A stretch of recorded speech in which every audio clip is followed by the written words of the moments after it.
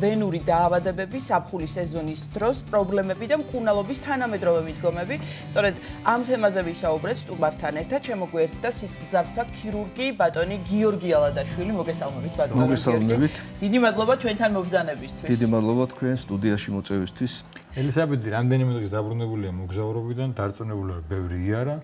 ელისაბედს მოგზაურებს და არა მარტო მათ, ალბათ ძალიან დაინტერესებთ თან ახლა ესეთი პერიოდი გაზაფხული, ზაფხული დაიწყო. საკმაოდ დაცხა და აი ამ პრობლემებმა, რაც ვენურ დაავადებებთან არის დაკავშირებული, უფრო მეტად იჩინა თავი და თავდაპირველად რომ გაგვიმარტოთ, ზოგადად რას მოიცავს ვენური დაავადებები, აი ეს თქვა ქვემო კიდურების ქრონიკული ვენური დაავადებები, რას გულისხმობს და რითი ვლინდება? გეთანხმებით ზაფხულის სეზონის დადგომასთან ერთად ვენური პრობლემები იმატებს და ეს ასოცირდება გარემოს ტემპერატურის მომატებასთან. ანუ სიცხე უარყოფით გავლენას ახდენს ვენურ უკმარისობაზე, ვენურ ჰემოდინამიკაზე, ესე ვიტყოდეთ. ალბათ განსაკუთრებით მათთვის აწუხებს და ეს პრობლემა აქვს, ხო? მათ კიდევ უფრო დისკომფორტს ექმნის თუ არ აქვს ამას არსებითი მნიშვნელობა? არსებითი მნიშვნელობა არ აქვს კლინიკურ გამოხატულებას, ვინაიდან შეიძლება ვენური უკმარისობა ჩამოყალიბებული იყოს გარეგნული ნიშნების გარეშე და არ ქონდეს მანიფესტირებული. შეიძლება ქონდეს უკვე გამოხატული გარეგნული ნიშნები ვარიკოზული ვენების სახით და მათ კლინიკური მიმდინარეობა უფრო მეტად მანიფესტირდება და უფრო მწვავედ მიმდინარეობს. აი რა არის ეს ნიშნები, რითიც შეიძლება ჩვენ შევატყოთ, რომ რაღაცა ამ კუთხით პრობლემაა და საჭიროა პროფესიონალს მიმართოთ? დიახ, წევან ვახსენე და ვიტყვი, ვენური უკმარისობა არსებობს გარეგნული ნიშნების გარეშე, როცა არ არის ვენური ქსელი გაძლიერებული და სუბუქი ფორმა გამოხატულების არის ფეხების სიმძიმე, დაღლილობა და შემდგომში დღის ბოლოს შეშუპება. გარეგნული ნიშნები უფრო რთულ ფორმაშია გამოხატული და ეს აისახება იმაში, რომ უფრო მწვავედ მიმდინარეობს დაავადება. და რაც თქვით ცხელ სეზონზე უფრო მეტად მანიფესტირდება, უფრო მეტად პროგრესირებს დაავადება და კლინიკური გამოხატულება უფრო მეტია, ასე ვთქვათ. მათ შორის კოსმეტიკური დეფექტიც ვთქვათ, ეს ქსელური გამოსახულება თავისთავად გაძლიერებული ვენური ქსელი, გარდა იმისა, რომ კლინიკურად ჩივილებს იწვევს, კოსმეტიკურად აისახება ახალგაზრდა ქალბატონებს და ნებისმიერ ასაკში არასასია გამოვლინებად ფეხებზე. ხოლ ქალბატონებში თუ მამაკაცებსაც აქვთ ეს პრობლემა? ალბათ აქვთ, ხო? მამაკაცებსაც აქვთ თავისთავად ეს პრობლემა, მაგრამ სტატისტიკურად სამჯერ უფრო მეტია ქალბატონებში გამოვლინება ვენური უკმარისობის და ვარიკოზული დაავადების. დიახ, არიან ადამიანები, რომლებსაც უჭირს ხოლმე თუ რაღაც ძალიან ისეთი არ ხდება უკიდურესი ექიმთან მისვლა. მე მინდა მათ უთხრათ და ზოგადად ყველას, აი დავუშვათ რაღაც პირველადი შენიშვნა, თქვენ ბძანეთ, ხო ეს? პირველად გნებავთ ვიზუალურად, გნებავთ ისე და შეიძლება თქვენ რომ არაფერი გადავდოთ. რა სირთულეები შეიძლება გამოიწვიოს თუ დროულად არ მიმართავთ ექიმს და რა გართულებები ისეთი რამაც შეიძლება უკვე მე ძალიან მძიმე შედეგები დაგვიყენოს ჯანმრთელობის. ძალიან კარგი კითხვა. კატეგორია სოციალური ფენის ვიზუალურად არ აწუხებს ეს ვენები გარეგნულად ექნება თუ არა. მაგრამ რეალურად ვარიკოზულად გაგანიერებული ვენები კანისთვის არის ტრავმა.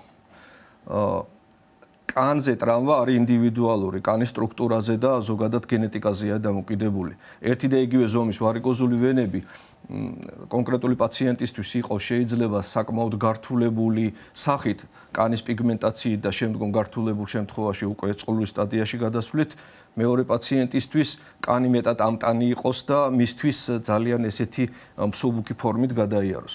ყველა შემთხვევაში ნაადრევი დიაგნოსტიკა არის საწინდარი იმისი, რომ დროულად მისი მოწესრიგება მედიკამენტოზურად იქნება თუ სხვა აგრესიული ჩარევით, კარგ შედეგს იძლევა და პროგნოზი უკეთესია. ანუ ჩვენ პროგრესირებას ვაჩერებთ, ვამცირებთ კლინიკურ სიმპტომებს.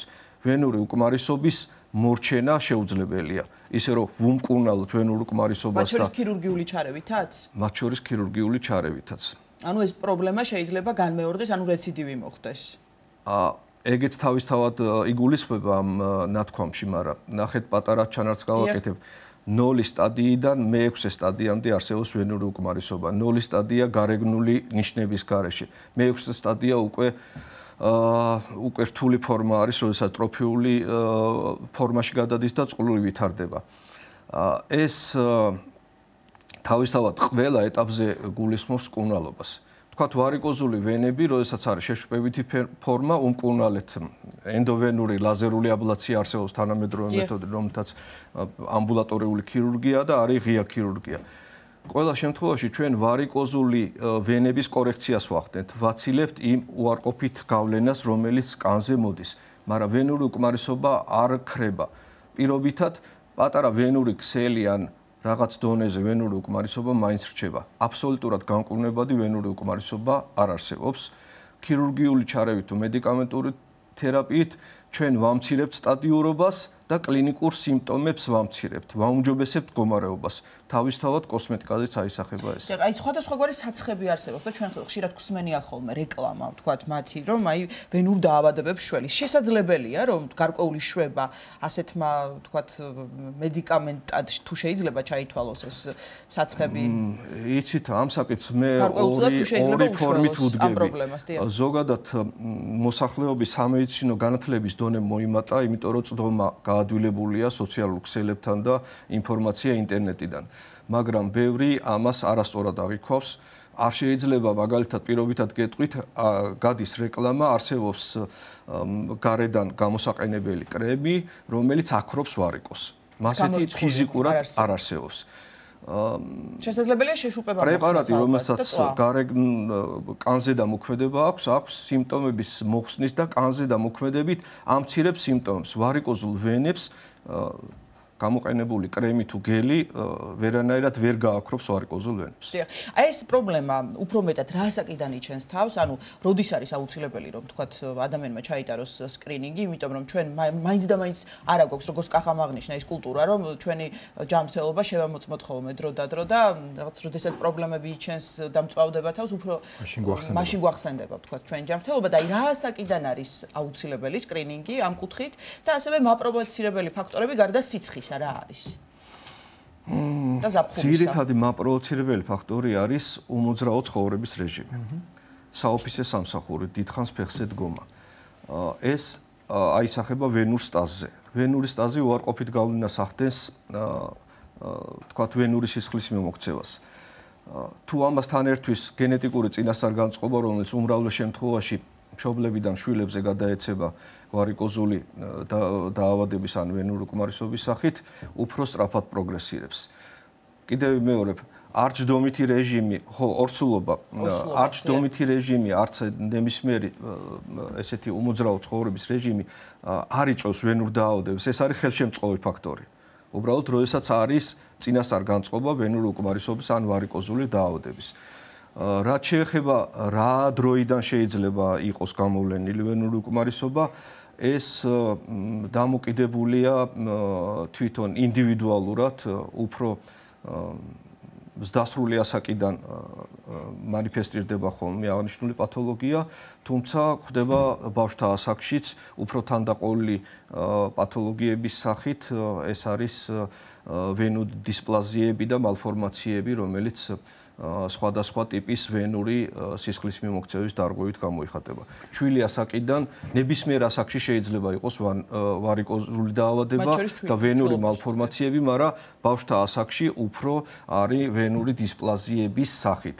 უფრო ზდასრულ ასაკში არის მანიფესტირებული ვარიკოზული დაავადების სახით და უკავშირდება, რაც გითხარით, უფრო პასიურ ცხოვრების რეჟიმს და გენეტიკურ განწყობას. თუ არის რაღაც პრევენცია ერთგვარი, ისგანაც შეიძლება დავიცვათ ყოველ შემთხვევაში გართულებისგან, ცოტა გადავწიოთ ასაკიან დრო ვენური გართულებებისა. აი მაგალითად ერთ-ერთი ახსენა თქვენ, მოძრაობა და შესაბამისად, ანუ მოძრაობა, სიარული, ჯანსაღი ცხოვრების წესი, ეს ერთგვარი პრევენცია არის, ზოგადად ყველაფრის გონი, ჩვენს სხეულში, გონებაში და ფსიქიკაშიც კი. კი ბატონო, პირველი ნიშნები რაც არის სიმძიმის შეგრძნება ეს გარეგნული ნიშნების გარეშე და ვარიკოზული ვენები, როდესაც იწყება ამის გამოვლინება კლინიკურად, ოქროს სტანდარტია დუპლექს სკანირება, ანუ დიაგნოსტირება ვენური სისტემის. რა არის გამომწვევი ვენური უკმარისობის? ვარიკოზული დაავადება რამ გამოიწვია? რომელი სეგმენტია დაზიანებული? მისი სწორი და დროული დიაგნოსტიკა უკვე გაძლევს საშუალებას რა მიმართულებით წახვიდე, რა სახის მკურნალობა აერჩიო. გულისხმობ მედიკამენტურ ზურთერაპიას, პარალელურად კომპრესიული თერაპია, ელასტიური ტრიკოტაჟი ჩულქის გეტრის კოლგოტის სახით და შემდგომ აერჩიო უკვე მისი მოგვარების მეთოდები.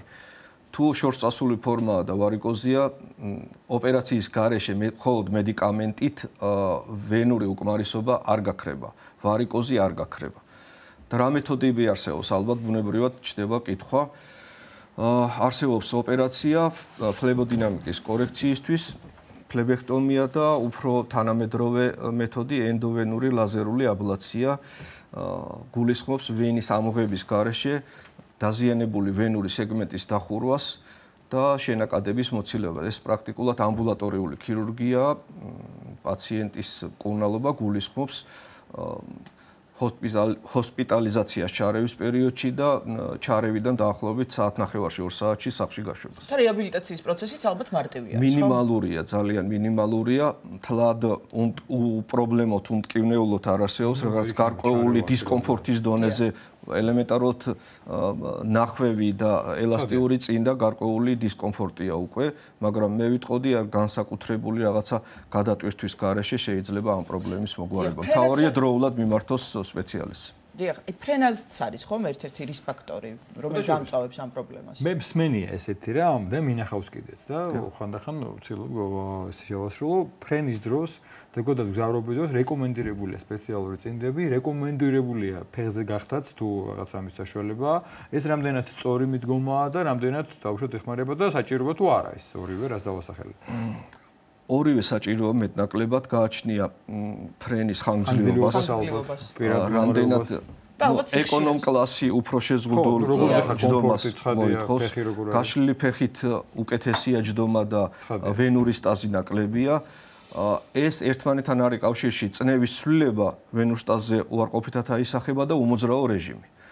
ამას ერთვისთან თქვათ რაღაც ჰომეოსტაზში გარკვეული ცვლილებები, რომელიც წნევასთან და ასევე სისხლის რევოლოგიასთან არის კავშირში და კარგი პირობა იქნება ბჭყალებში, რა თქმა უნდა, თრომბოზის გასავითარებლად, დიახ. ხო. ამიტომ მაგის უნიკალური, ვთქვათ, პრევენცია არის ელასტიური ტრიკოტაჟის ჩაცმა პრევენტიმის ფრენის დროს. დიახ, და ვისაც ეს პრობლემა ჯამთელისთვისაც, ხო? ხო, თუ აქვს ვარიკოზი მით უმეტეს, მასეთ შემთხვევაში ან კიდევ თუ ანამნეზში ქონდა გადატანილი თრომბფლებიდი და თრომბოზი. დიახ, ბატონი გიორგი, აი სრულდება ჩვენთვის განკუთვნილი საეთერო დრო და ერთგვარად რეკომენდაციები რომ მოგცეთ ზაფხულის სეზონისთვის, ვთქვათ, ვისაც აქვს პრობლემა თუ არ აქვს პრობლემა, აი ვთქვათ, ყველასთვის, მთელი მოსახლეობისთვის, რა რეკომენდაციებს მოგცემთ და ნუ ის ბრძანეთ და აღნიშნეთ, რა ძალიან მნიშვნელოვანია, რომ აუცილებელი არის, ვთქვათ, გამოკვლევა და დიაგნოსტირება. ეს უპირველეს ანუ ვარიკოზი რა თავის გართულებაში რას გულისხმობს? გართულებაში ვენურ სტაზთან ერთად გართულება ერთ-ერთი ცუდი გართულება არის თრომბფლებიდი, ანუ ვენის ანთება და თრომბის გაჩენა.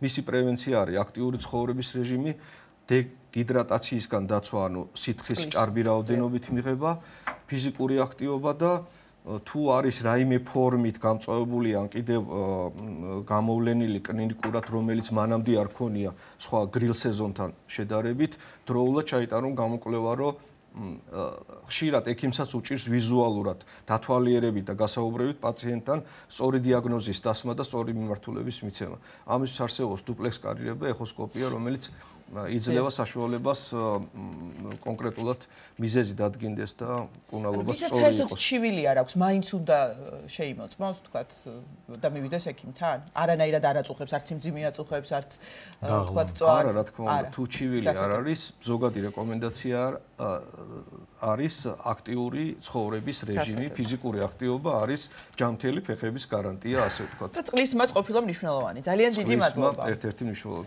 უღრმესი მადლობა. უღრმესი მადლობა სისხლძაფთა ქირურგი ბატონი გიორგი ალადაშვილი იყო ჩვენი გადაცემის სტუმარი.